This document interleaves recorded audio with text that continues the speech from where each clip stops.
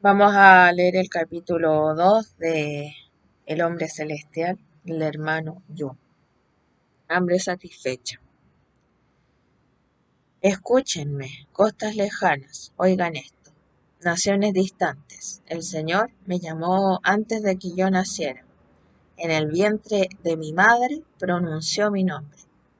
Isaías 49:1. El Señor me llamó para que le siguiera cuando tenía 16 años de edad. Esto sucedió en 1974 y la revolución cultural seguía candente por toda China. En ese tiempo mi padre se encontraba enfermo. Padecía una forma severa de asma, lo que hizo que contrajera cáncer de pulmón. Luego el cáncer se extendió al estómago. El médico le dijo que no se curaría y que moriría pronto. A mi madre le dijeron: no hay esperanza para su esposo. Regresen a casa y prepárense para su muerte. Mi padre yacía en una cama cada noche y apenas podía respirar.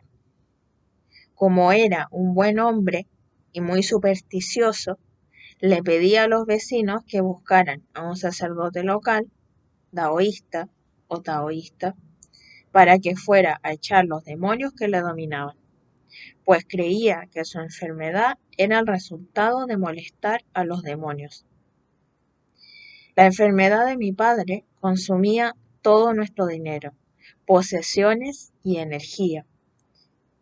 Debido a nuestra pobreza, no pude asistir a la escuela hasta los 9 años de edad, pero luego tuve que dejarla a los 16 años por causa del cáncer de mi padre.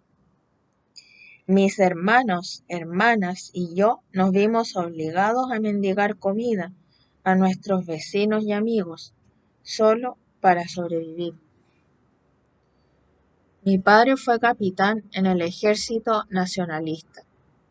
Debido a que luchó en contra de los comunistas, algunos aldeanos lo odiaban y lo persiguieron durante la Revolución Cultural. Mató a muchos hombres en la guerra y él mismo estuvo a punto de morir.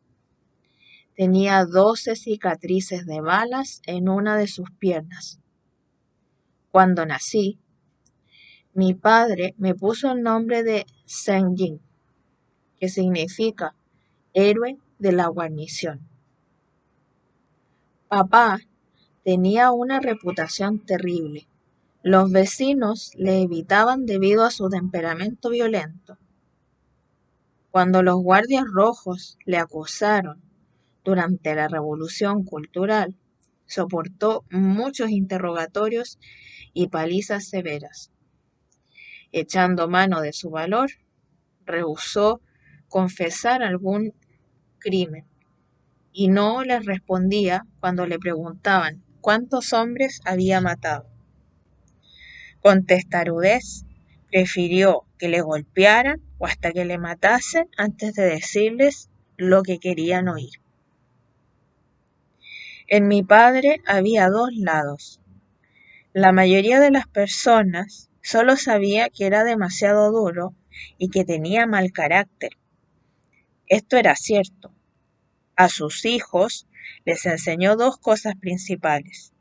La primera, que debemos ser crueles y duros con los demás. Y la segunda, que debemos trabajar siempre con diligencia. Sin embargo, también recuerdo su lado amable. Siempre procuró proteger a su esposa e hijos de los daños exteriores. En general, tuve una buena relación con papá. Teníamos la esperanza de que mi padre mejoraría, pero su condición empeoró. Mi madre estaba bajo una gran presión, enfrentando la desalentadora perspectiva de criar sola a 5 hijos. No sabía qué nos ocurriría si moría mi padre. Las cosas eran tan irremediables que hasta contempló el suicidio.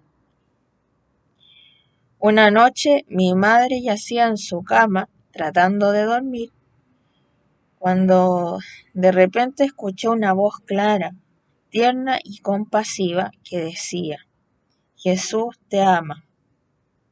Se arrodilló en el piso y con llanto se arrepintió de sus pecados y volvió a dedicar su vida al Señor Jesucristo. Como el hijo pródigo, mi madre regresó al hogar con Dios. De inmediato llamó a nuestra familia a que viniera a llorar a Jesús. Nos dijo: Jesús es la única esperanza para el Padre. Todos dedicamos nuestras vidas a Dios cuando oímos lo ocurrido. Después impusimos nuestras manos sobre mi padre y durante el resto de la noche clamamos con una sencilla oración: Jesús, sana al Padre. Jesús, sana al Padre. A la mañana siguiente, mi padre se encontraba mucho mejor. Por primera vez en meses tenía ganas de comer. En una semana se recuperó por completo y no tenía rasgos del cáncer, ningún rastro del cáncer. Fue un gran milagro de Dios. Experimentamos un gran avivamiento en nuestra familia y nuestras vidas tuvieron un cambio radical. Fue un momento tan especial que hoy, casi 30 años después que Jesús sanara a mi padre, sus 5 hijos aún siguen a Dios. Mis padres estaban tan agradecidos por lo que hizo Dios que sin demora quisieron dar a conocer las buenas noticias a todos los demás en nuestra aldea. En esa época era ilegal celebrar reuniones públicas, pero a mis padres se les ocurrió un plan. Nos enviaron a nosotros, sus hijos, para invitar a los familiares y amigos a nuestro hogar. Las personas venían a nuestra casa sin saber la razón de la llamada. Muchos se imaginaron que papá había muerto y por eso venían vestidos para el funeral. Estaban asombrados al ver a mi papá saludándolos en la puerta, al parecer con buena salud. Cuando llegaron todos nuestros parientes y amigos, mis padres les pidieron que entraran a la casa. Cerraron la puerta y cubrieron las ventanas, y les explicaron cómo papá se sanó por completo al orar a Jesús. Todos nuestros parientes y amigos se arrodillaron en el piso y con alegría aceptaron a Jesús como Señor y Maestro. Esos fueron tiempos emocionantes. No solo recibí a Jesús como mi Salvador personal, sino que también me convertí en una persona que de verdad quería servir al Señor con todo mi corazón. Mi madre nunca había aprendido ni a leer ni a escribir, pero llegó a ser la primera predicadora de nuestro pueblo. Dirigió una pequeña iglesia en nuestra casa.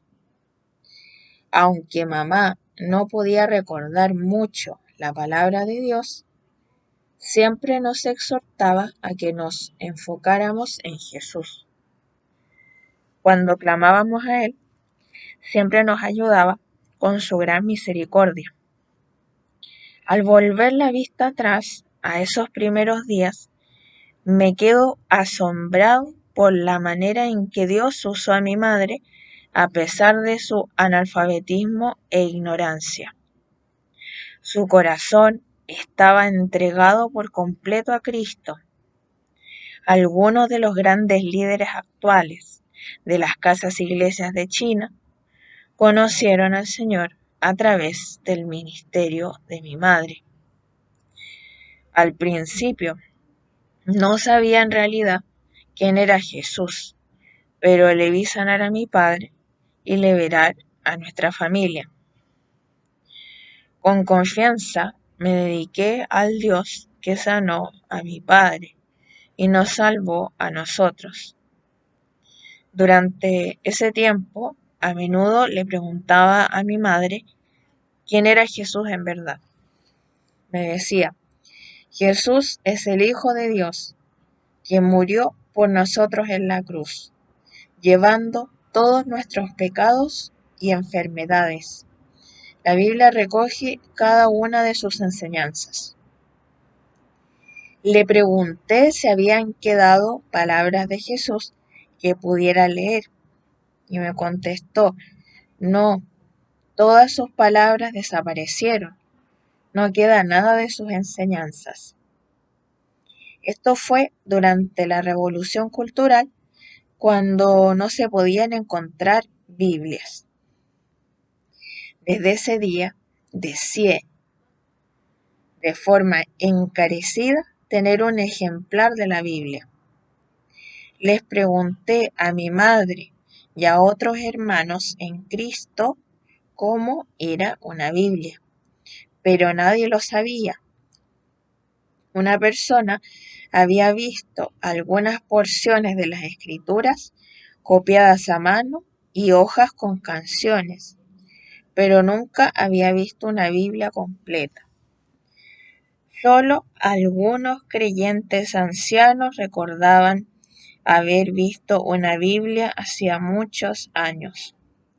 La palabra de Dios escaseaba en la tierra. Estaba hambriento por una Biblia. Viendo mi desesperación, mi madre recordó a un anciano que vivía en otra aldea. Este hombre fue pastor antes de la Revolución Cultural. Juntos emprendimos el largo camino hasta su casa. Cuando lo encontramos, le dijimos nuestro deseo. Anhelamos ver una Biblia. ¿Tiene usted una? De inmediato vimos el temor. Este hombre ya había pasado casi 20 años en la cárcel por su fe. Me miró y vio que era muy joven y pobre, con ropas hechas jirones y descalzo. Sintió compasión, pero aún así no quería mostrarme su Biblia. No se lo reprocho porque en esa época había muy pocas Biblias en toda China. A nadie se le permitía leer otro libro que no fuera el pequeño libro rojo de Mao. Si sorprendían a alguien con una Biblia, la quemarían y a toda la familia del propietario la golpearían en medio de la aldea. El anciano pastor solo me dijo, la Biblia es un libro celestial. Si tú quieres una, tendrás que orar al Dios del cielo. Solo Él te puede proveer un libro celestial. Dios es fiel. Siempre responde a los que le buscan con todo su corazón. Confié por completo en las palabras del pastor. Cuando regresé a casa, traje una piedra a mi cuarto y me arrodillaba allí cada noche para orar. Solo tenía una sencilla oración. Señor, por favor, dame una Biblia. Amén. En ese tiempo no sabía cómo orar, pero continuó así durante más de un mes. Nada sucedió. No apareció una Biblia. Volví otra vez a la casa del pastor. Esta vez fui solo.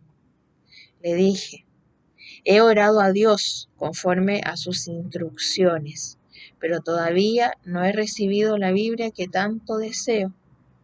Por favor, muéstreme su Biblia. Solo un vistazo y quedaré satisfecho. No necesito tocarla. Usted la sostiene y estaré contento con solo verla. Si pudiera copiar algunas de las palabras, regresaré feliz a casa. El pastor vio la ansiedad de mi corazón y me dijo de nuevo, si eres serio en esto, no solo debieras arrodillarte y orar al Señor, también debieras ayunar y llorar. Mientras más llores, más rápido recibirás una Biblia. Regresé a casa y no comía ni bebía nada por la mañana y por la tarde. Solo por la noche comía un pequeño tazón de arroz hervido. Clamé como un hijo hambriento al Padre Celestial, deseando llenarme con su palabra. Durante los siguientes 100 días oré por una Biblia, hasta que no pude soportarlo más. Mis padres estaban seguros de que estaba perdiendo la mente. Al volver la vista años más tarde, diría que toda esta experiencia fue la cosa más difícil que soportaría jamás. Entonces, de repente, una mañana a las 4, después de meses de suplicarle a Dios que respondiera a mis oraciones, recibí una visión del Señor mientras estaba arrodillado junto a mi cama. La visión iba caminando por una empinada colina, tratando de empujar una pesada carreta delante de mí. Me dirigía a una aldea donde pensaba pedir alimentos para mi familia. Tenía muchas dificultades porque en la visión estaba hambriento y débil por el ayuno constante.